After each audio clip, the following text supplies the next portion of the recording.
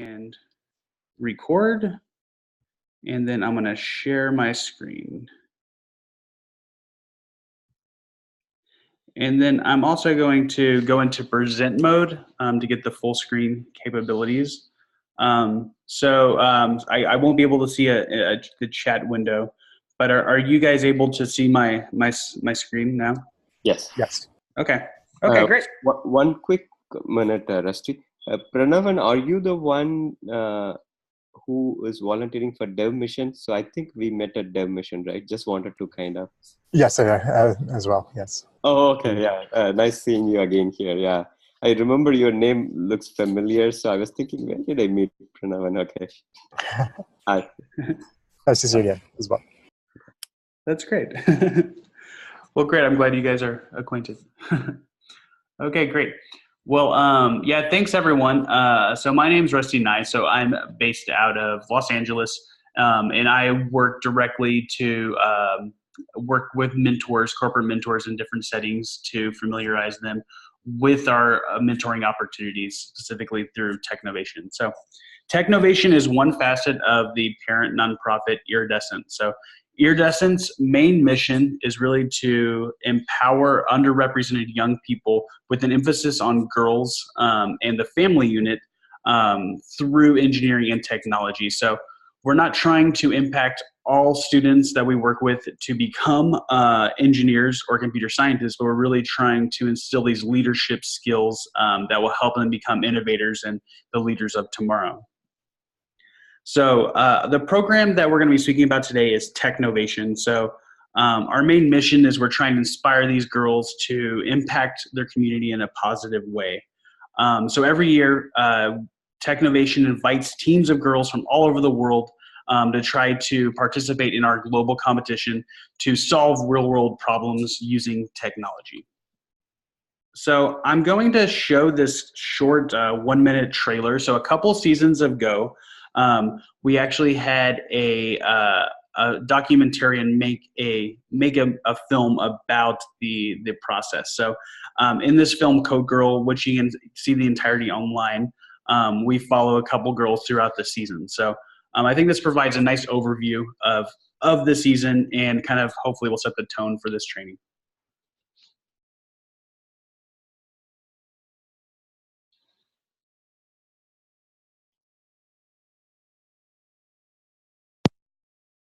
In our school, we have 67 kids with hepatitis A because of the water. 18% of women in of harm and 6% of men said the same. Can you increase the volume, please? Problems such as women's safety, waste removal, childhood obesity. ¿Qué problema resuelve? See a lot of problems in our town. We don't have boxes for garbage. Looks like I'm having issues with the problems in the community than the people. Business and technology competition. Let me.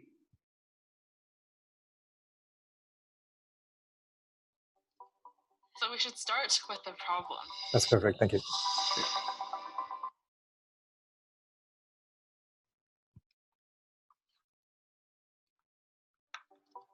So we should start with the problem. In our school, we have 67 kids with hepatitis A because of the water. 18% of women engaged in self-harm and 6% of men said the same. Drunk driving has plagued real problems such as women's safety, waste removal, and childhood obesity. ¿Qué problema resuelve? We see a lot of problems in our town. We don't have boxes for garbage. Who knows better the problems in the community than the people? Business and technology competition, you have the ability to practice your English, learn some new things. My computer science teacher sent out this huge email to all the students about Technovation.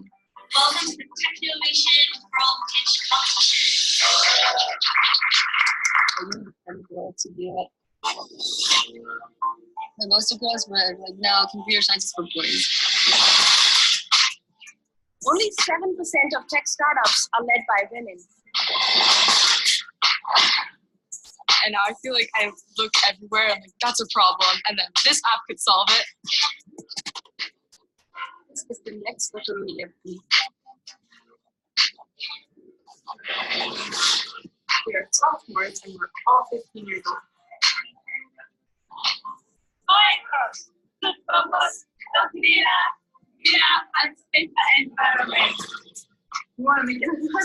an actual problem and finding a way to solve it. Like that is the really good feeling.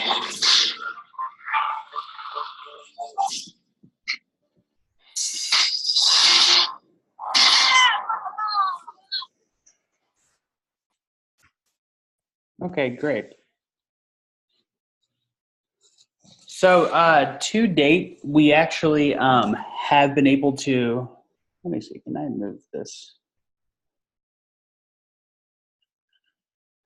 Whoops.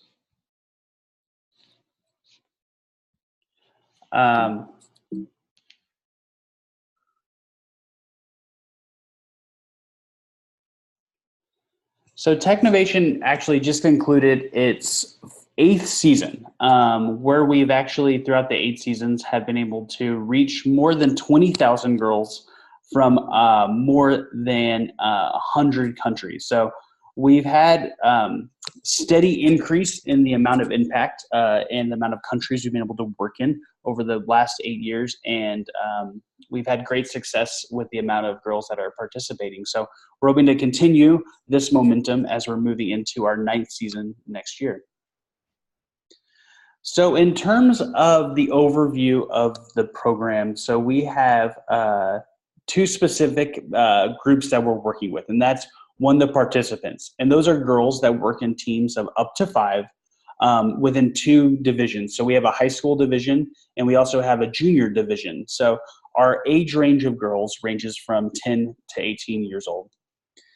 The other group that we really work with are our mentors. And so mentors can come from a wide range of backgrounds, including teachers, parents, tech professionals, or university students. So we don't actually require that mentors have a technical background, but just the desire to work directly with students and help impact the girls in a positive way.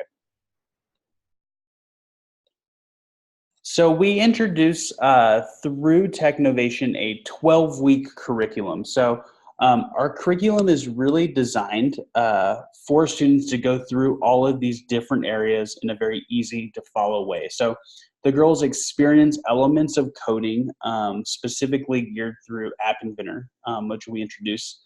But girls don't have to really focus on that interface exactly. They can really experiment with whatever they're comfortable with.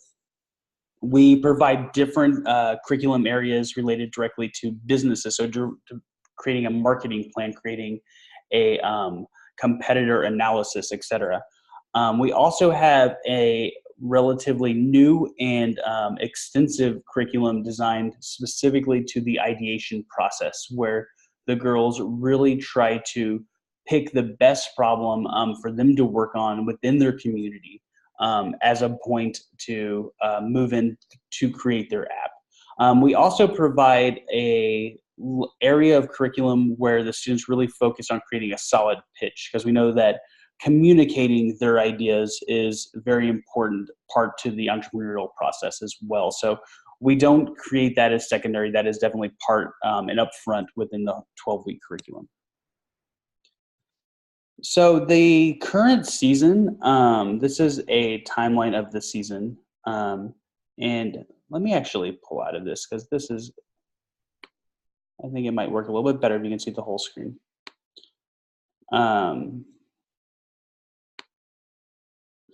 So the season timeline, generally most teams don't really start the curriculum until January. So from January to May is where the bulk of the team learning really takes place. From October, from when we launch the season, to January, this is really when the teams register and form their own teams. It's also when the mentors start to identify which team they'd like to work with and go through their respective trainings. The season commences in May, where the girls actually submit their final project to be eligible for virtual judging. And then we have a world pitch in the late summer, where we invite eligible participants to come and pitch their app to be judged in the world competition. So great.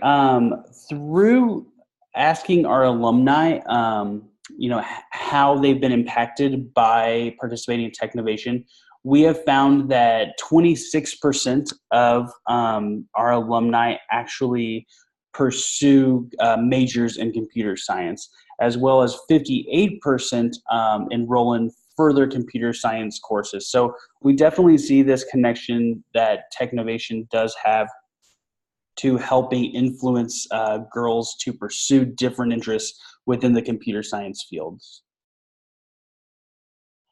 We also have seen that besides the computer science increased interest, we see that girls also share increased interest in entrepreneurial skills as well as business leadership. And of course, our highest reported interest increase is that area of computer science. So we definitely see that after participating in Technovation, a lot of the girls have a much more increased interest in these fields. We also see that mentors benefit quite a bit from working with the Technovation teams. We've noted that around 59% of mentors noted that they developed or improved their ability to solve real-world problems by working directly with these girls, as well as 90% of mentors felt that they played a significant role in increasing the ratio of women in technology. So this just goes to show that there are definite benefits to working with the teams and helping the girls solve these problems. With all of that being said, Technovation is really geared to be a community of girls for a change. We know that this is focused as a competition, but the program really is more focused on this community building aspect.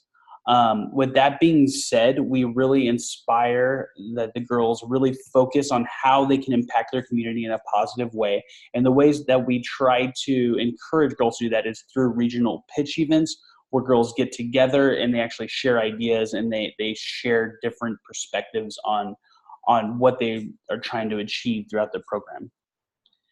And we've definitely had success in this area. So for example, in 2015, through creating this community, we had our finalists were actually invited to meet the US Vice President Joe Biden. And so that's a picture of those girls in the actually at the White House where they took that photo.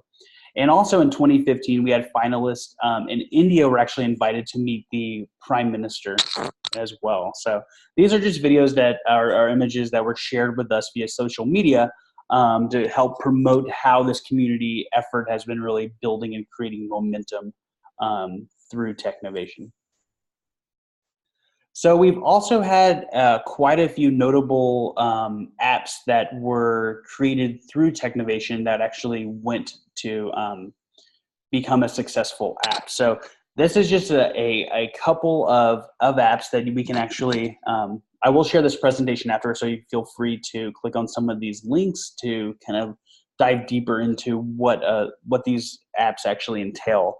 But yeah, girls don't actually necessarily have to stop within the competition, but they can continue to develop the app much after and have successful impact on their community. So there are 4 different areas that people can get involved. And so of course, starting with the participant, the student. So, excuse me. From there, the student works directly with a mentor. And this is where you can actually get involved. So you can help directly inspire those teams of mentors to help complete their project from beginning to end. From there, we also are actively trying to find judges. So a judge is someone that provides a positive reflection on what they created. So judging takes place, as mentioned, at May after the girls have concluded the season. And judging largely takes place virtually. We also offer opportunities to become an advocate. So an advocate can simply be someone that speaks highly of our program and helps recruit students to participate. So with the different levels of engagement, the advocate definitely has the least amount of time commitment, while the judge has the second to least, and a mentor definitely needs to allot a significant amount of time to really benefit the students positively. So as mentioned before, mentoring also benefits the individual, and just as much as it benefits the girl itself. So this is a great quote from a second-year Technovation mentor that really talks about how they felt more confident after acting as this positive mentor with the girls. So it doesn't have to just stop at working with the girls. There is a lot of ability for the mentor to gain professional development through this kind of role. So as a mentor, your main role is to guide the girls through this 12 weeks of curriculum. So we don't necessarily say that mentors need to have a strong technical background. In fact, the main skills that are needed is for them to really play this supportive role. So being a positive influence to the girls is much more important than being a technical expert in any sense. For time commitments, since the season really doesn't commence until, or doesn't really kick off until January, from now until December, generally we say that a mentor would want to spend around 2 to 4 hours a month. And this is really spent registering on the platform, going through our self-paced training, and matching with the team. From there, when the girls really are going through the curriculum, the time commitment does increase, and we say that mentors should allot around 2 to 4 hours a week during this January to April time window. We also suggest that mentors don't only work alone, but that mentors can work in teams. A lot of times this helps mentors complement each other's skill sets quite a bit, and would really help mentors work together to have the best impact with the girls that they possibly can. So in terms of training for this level of mentorship, we do provide a self-based curriculum. So this curriculum actually provides tips for mentors and from former mentors to provide different advice that the mentor can use to help guide the girls throughout the curriculum. In addition, we also provide a Slack channel, which is really meant for the mentors to interact with each other. So through this Slack channel, we find that mentors are really successful in sharing each other's knowledge, best practices, what worked well, what didn't work well, and also provides an area for mentors to actually network with each other. We also provide digital badges for those interested, and these are designed as a self-assessment tool that can really show employers that they are earning these skills through working directly with this program. So quite a few of the benefits that a lot of mentors have cited that were really beneficial to them working through the Technovation program is they cited that the mentor training helped build their mentorship and role modeling skills, as well as our Slack channel was able to build up their network of other interested professionals in the field. We also provide quite a bit of professional and personal development. So if there are specific skills that you would like to increase related to role modeling or mentoring, this is a great program to try to tackle some of those skills.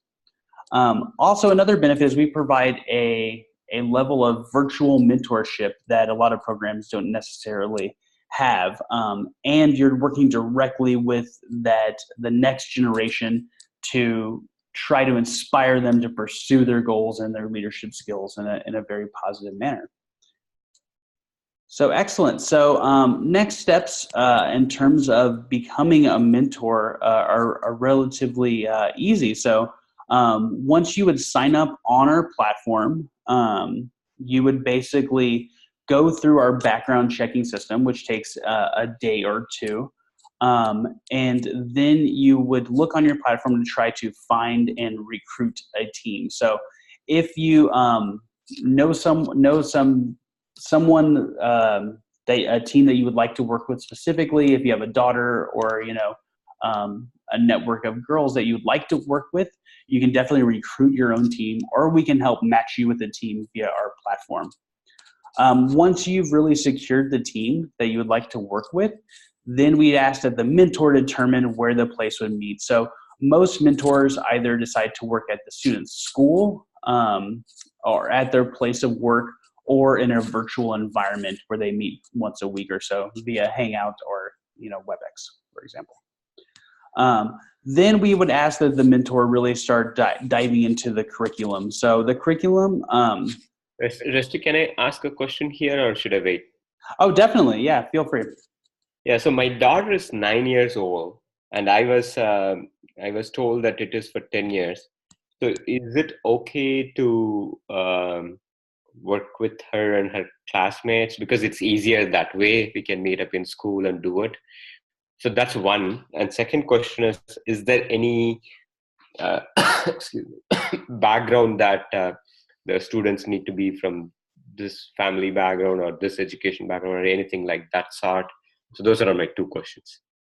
So maybe I don't understand your second question. So in terms of background, you said, is there any background that the students need to be from?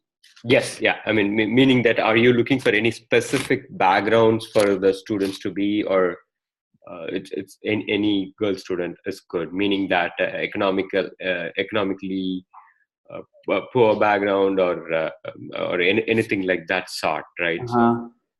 No, not necessarily. So the Technovation program is open to all girls. So any girl that would really like to go through the program, we definitely want to invite them. So there's no limitations with that. So I guess, can I ask, is your daughter, will she turn 10 during the season? She turns 10 in May next year. Okay, so that shouldn't be an issue at all. So, and also, if there is anyone on the team that is currently 10 years old, then that would actually work as well. So no, we don't have, we're not very strict in terms of the age range, unless there's someone on the team that does meet that requirement. So if there's a participant that is 10 years old, then that definitely would qualify and meet that age requirement. And then also, since your daughter is turning 10 during the season, that definitely would work as well. And how many students need to be there overall? How many? So a team usually consists of around 5 participants, so 5 or under. So we do think it works better if there's more than one student, of course, but between 2 and 5 are the usual requirements for a team. Okay.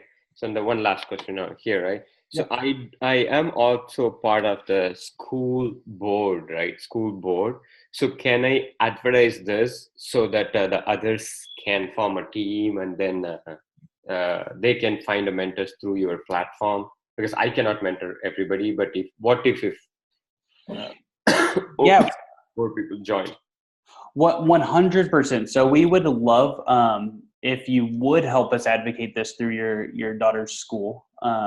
That would be great. And then so what we will do and what we can do is do direct mentor matching through our program. So what we'll do is we can look for mentors in the Bay Area that are looking to be matched with teams. And then what a team can do is they can request a mentor via the platform. And then our platform can actually match that with a mentor that's in the area. So yeah, if you're only able to mentor one team, that's not an issue at all. We can definitely help place mentors with the other teams that are requesting mentors. Great. And would you be able to send me a flyer or sample information which I can share with the school, entire parents of the school? Yes, 100%. Yeah, so I can definitely, after this call, share out all of our promotional materials as well that you can feel free to pass along. Thank you, Rusty. Great. Okay, excellent. And then in terms of also being a judge, so this is something that we will be actively recruiting for later in the season. And so this is something that is really beneficial to someone that may not have as much time to work directly with students, but still wants to interact with our program. And so what a judge does is they really help girls, they help girls by reviewing the content they've created and then giving them a virtual score. And so these scores go on to help build and make the projects accessible to the World Pitch Summit.